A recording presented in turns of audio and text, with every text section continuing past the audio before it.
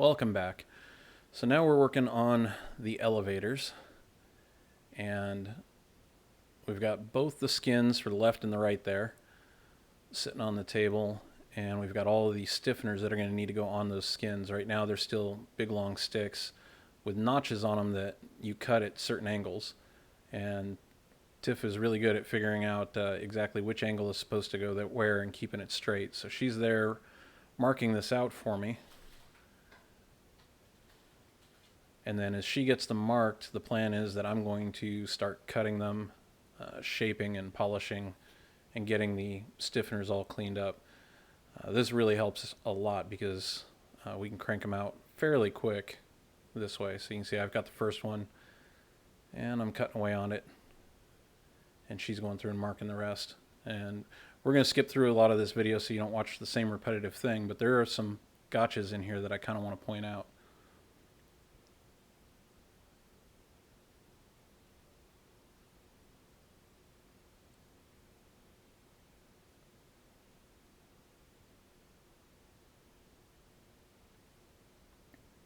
So she's just waiting for me to finish the batch that I'm on right now so that we can start clecoing them to the skin and get an idea of what goes where. And we keep going back and forth and talking about these H stiffeners because they're definitely different than all the ones we've done up until now. The H ones just have two slight angles on both ends instead of one long steep angle that goes down to the trailing edge of the elevator. And that's because it's cut short. It's between two different spars. It's meant to go on the left elevator for the trim tab. And the other thing that we're running into, not sure if we got to it yet, I don't think we have, but here in a minute we're going to run into another interesting issue. The ABC stiffeners for the right elevator. Can't remember if it ended up on the left that way as well or not, but they're mirrored images of all the other stiffeners, meaning the flange is pointing the other way. It's even opposite from what the plans show. So we had a lot of debate about it, went online, looked at the different forums, and ultimately discovered that this does happen once in a while. And so long as the opposing side that has to sandwich in with it, then they should still mate up together the way they're supposed to, and it doesn't really matter which way the flange goes, was the consensus. And I've just been handed a note that says the ABC isn't on the left, so yeah, it's just a problem on the right side. I haven't gotten over to the left side yet to finish this by the time I'm recording this to know it. So we're committing to cutting them, and then we're going to go ahead and start clecoing it all in place. And you won't see it right away, but later on when we get to the back riveting part, you'll actually see the stiffeners that are backwards that I was talking about. Like in the end, it really doesn't make a difference. It's just different from what the plans show, and anything that's different always raises an eyebrow and causes some concern. Yeah, here we go. Right there, we're starting to look at it. And we've realized that those angles are different, and there's no way to make them line up and go the same way, no matter how you turn it and twist it. So I'm over there trying to research it. She's marking it out. And then finally we just commit to cutting and running with it.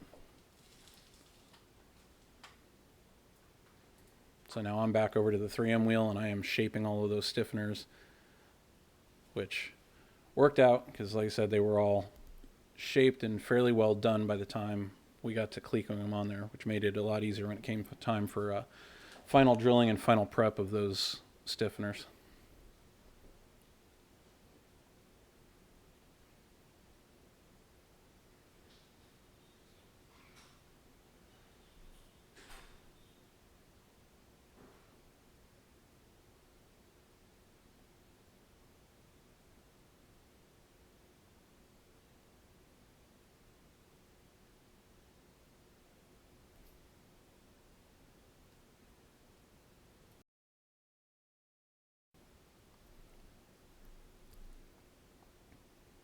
So now we're bringing that left skin back over since we have all the left stiffeners done, and we're going to go ahead and get them all clecoed up even though we're not planning to start on the left side right now. The whole plan is just, since we were doing the stiffeners, we were just going to get them all made, including the access panel ring that goes around the electric trim actuator in that left elevator.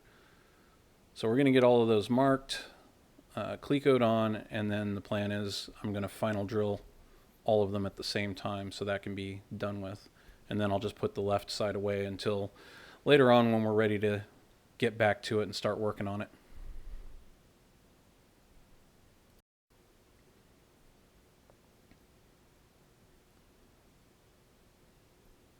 All right, now she's starting to cleco all of those on. I'm finishing up what's left of, I think it's the H's that I'm working on now. Those were actually pretty easy to cut since they didn't have the big long bevel in them. They were a lot easier to clean up too.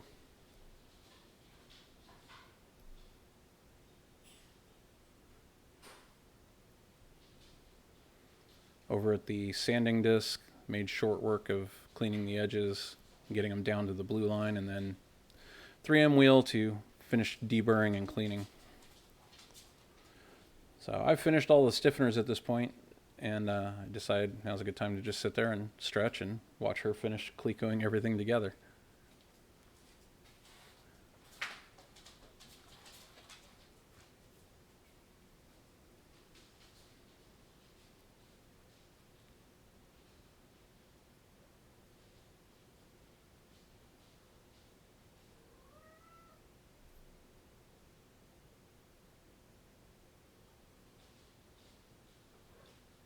All right, so now it's the next morning. We decided that was a good place to quit for the night. You can tell it's cold. I've got the heater going in the shop. I'm getting the drill out and I'm getting ready to start final size drilling and match drilling all of the holes. And the ends of several of those stiffeners we put in don't have the final hole in them yet. Some of them even had to be trimmed to a proper length. So they're getting a hole put in them for the first time. The rest are just getting final sized. So I'm going to cut a lot of this out. You get the idea. Drill holes, move clecos, drill holes, move clecos. Rinse and repeat. Do it on the other side.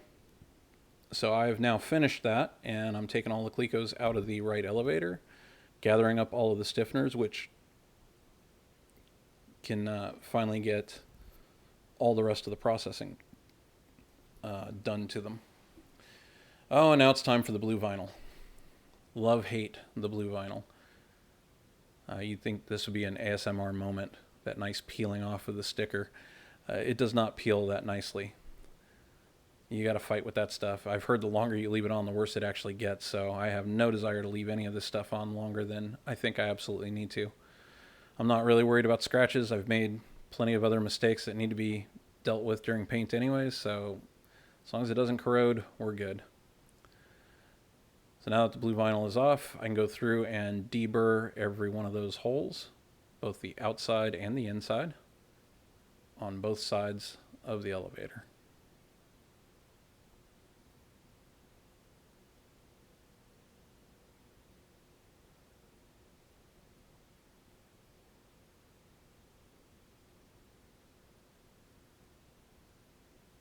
Don't worry, I'm not going to make you watch both sides as I do all of this. We'll cut out here in just a second. Like magic. Now it's on to the stiffeners. I've already done most of the work to all of the edges and the shaping on the Scotch-Brite wheel, so now it's just deburr the holes. And then once that's done, we can move on to dimpling everything. That way I can take them outside and get them primed. And once again, I've decided all of the interior non-alclad parts, or parts that I have to seriously scuff up, those are going to get primed, like the stiffeners, ribs, things like that for the skeleton. The skins themselves, I'm not going to prime either the inside or the outside. I think it's a happy enough compromise, and there are endless debates in many of the different forums about whether to prime or not to prime and where you live, and I'm sure if I primed absolutely nothing, the plane would still outlast me. So resell is a distant second to me, but I am priming, like I said, the skeleton parts because I feel that's worth it. So that's all scuffed up, or it's getting scuffed up, and I'm marking them again as I clean them off so that I've got fresh marks, not only with what letter stiffener they are, but whether they came from the top or the bottom. That way I'm sure they go right back where they got final drilled at. Nice thing about that blue Sharpie is it will bleed through the primer a little bit, so after you paint it, even with a couple coats, you can still kind of see the Sharpie. So now, on to dimpling. Happy to say, no bonus holes were made in this process so far. Right now I'm just dimpling all of those stiffeners. Trying to make sure I kind of point this thing at you guys so you get a good angle and can see what's going on.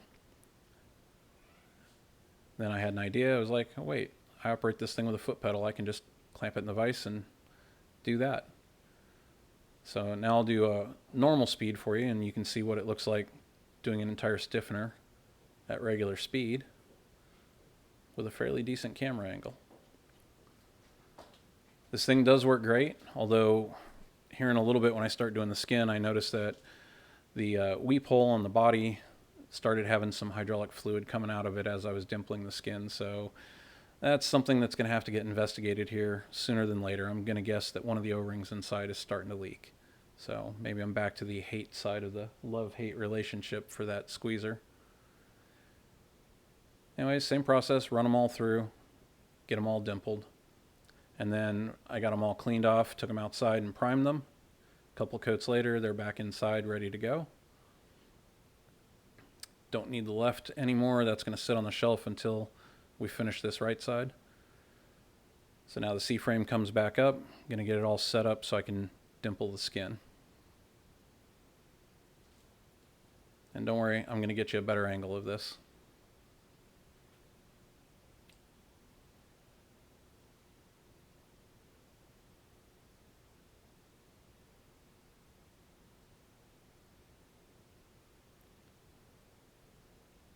So keep in mind this is sped up, but I was being much more careful to make sure I did not make any bonus holes this time. Sadly, it wasn't even the C-frame that made the bonus hole in the vertical stab. It was using the hand squeezer. I am still using it with the male die in the bottom because for me I still think that's easier to get it in the hole and keep it there. But we'll see how that works out. Alright, so now we're getting ready to back rivet. Last time when we did the rudder, we noticed that the back riveting plate left some little scuff marks on the skin, so Tiff went through and finished taping up the edges on the back plate this time. So hopefully that wouldn't happen, and we're happy to say it helped. It helped immensely. There are no marks on the skin from this back riveting. So now we're just putting a line in at a time, running the tape down, and getting them held in place. And I'm not using any fancy rivet tape. That's just Scotch tape. I think it's the oh yeah, it's the wall safe kind. Yeah. Glad the wife is standing here to remind me because I couldn't remember which one it was. Somebody had said that the wall safe one removes really easily, and so far it actually has worked really well. It's a little thicker and it peels off really nice. So now it's just back riveting, and there you can see what I mean by the flanges pointing in a different direction. Those first four are all facing us, and the last ones are facing the other way. But as long as the ones on the other side match, it doesn't really end up mattering. I'd like to say I got all of these perfect, but in the end there were 3 that had to be redone. 2 because I messed up the shop head, and 1 just because I must not have had the pieces pressed together really well because the rivet wasn't sitting completely flush down in the countersink. So they were drilled out and replaced, and it came out looking really good. So now that all of them are in, it's back to the bending brake. I learned on the rudder that it's better to do this without the carpet on the bench, and decent amount of force is required. I used that wooden dowel on there to keep from crushing the edge, and I got it to a bend that I thought was happy. It was perfectly straight. I went and grabbed the ribs so I could stick them in there and just make sure that it sits roughly flush without any real compression, so I know I got it squeezed enough.